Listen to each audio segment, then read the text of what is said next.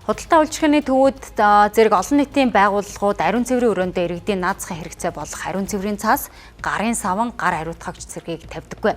Тэгвэл энэ нь нэг талаас худалдаа үйлчлэгээний байгууллагууд төсвөө хэмнэдэгтэй холбоотой бол нөгөө талаас иргэд ариун цэврийн цаас цэргийг ариг гамтай ашигладаггүй, авч явдгаас болдог байна.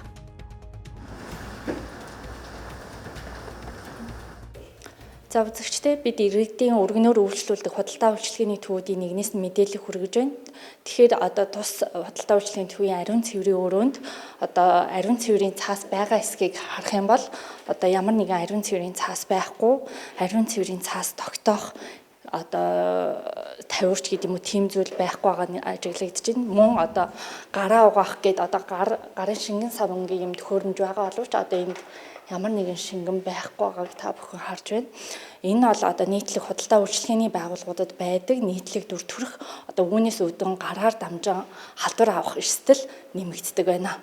Яг нэг хэрэгцээтэй үед оронгууд гарын сав маав ингээл байхгүй байх үед ингээл бас хэцүү л байдаг нөөл ороод буцаал ингээл гарч ирээд хүн чинь бас гараа угаал цэвэрхэн л гарахыг хүссэн шүү дээ. Тэгэнгүүт байхгүй болохоос яваад ороход ер нь нойл тийм одоо нээлттэй нойл их ховор байдаг.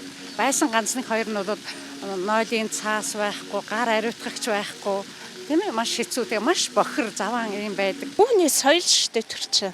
Яаж хэрэглэх үү яах вэ? Эсвэл юмэг байгаа хэмжээгээр нь үрж бард дуусгах гэж байгаа юм шиг хэрэглээд нэг болвол ер нь хүний өөрийн зохистой хэрэглээ соёл шүү дээ. Ерөөсөө хувь хүний соёлтой соёл ёс суртахуун би тэгж л боддог тий. Одоо зарим компанийн нөгөө яах вэ төсвөндөө оруулалт хүчээж магадгүй л тэг хүмүүс өөрсдөө тэр цаасаа авчрах ч юм уу тийм тохиолдолтой. Зарим нь яах вэ хүмүүс олноор наваа гарчдаг гэсэн бас үйлчлэгчнээс тийм сонсч ирсэн болохоор тэр нөлөөлдөг гэж магадгүй байна. 10 гаруй жил үйл ажиллагаа явуулж байгаа худалдааны төв анх ариун цэврийн өрөөндөө цаас саван зэргийг тавьдаг байжээ. Гэтэл иргэд цаасыг ариг гамгүй хэрэглэхээс гадна авч явах болсон байна. Ингээд иргэдийн хамгийн их үйлчлүүлдэг 12-оос 3 цагийн хооронд тавьж үзсэн ч мөн л үр дүнгүй байжээ.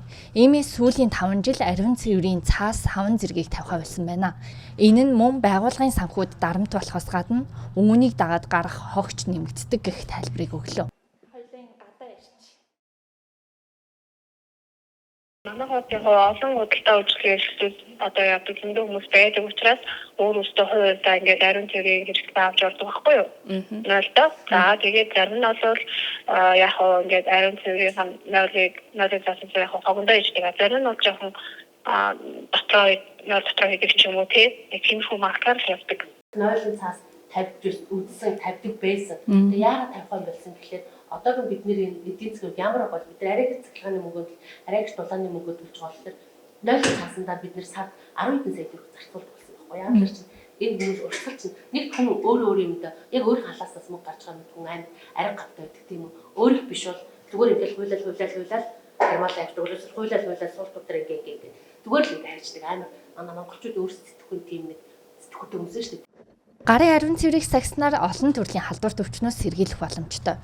Тухайлбал гараа тогтмол савндаж угаарснаар суулгалт халдвараар өвдөх эрсдлийг 31%-аар, дархлын систем суларснаас үүсдэг суулгалт халдвараар өвчлөх эрсдлийг 58%-аар, ханиад томоо зэрэг амьсгалын замын халдвар төвчнөөр өвчлөх эрсдлийг 21%-аар бууруулах боломжтой гэж үздэг. Олон нийтийн газруудад ариун цэврийнхээ өрөөнд одоо үйлчлүүлэгчтэй гар угаах нөхцөлийг бүрдүүлсэн байх хэрэгтэй байдаг.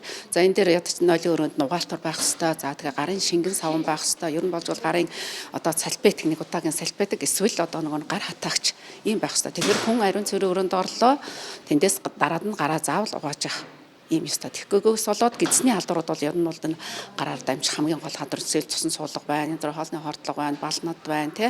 За тэрнээс гадна одоо амьсгалын замын өвчлөлтийн үед ч гэсэн ер нь бол гарын ариун цэврийг сах ёстой. Бохир гарын улмаас жил бүр 5 хүртэлх насны 3.5 сая хүүхэд суулгалт амьсгалын замын халдвар төвчнөөр эндэж байгаа гэх олон улсын байгууллагын судалгаа байна. Энэ нь гарын ариун цэврийг сахих нь ямар ач холбогдолтойг харуулж байгаа ч худалдаа үйлчлэгээний байгууллагууд төсвөө хэмнэх нэрээр иргэдээс энэ бүгдийг харамлаж байна.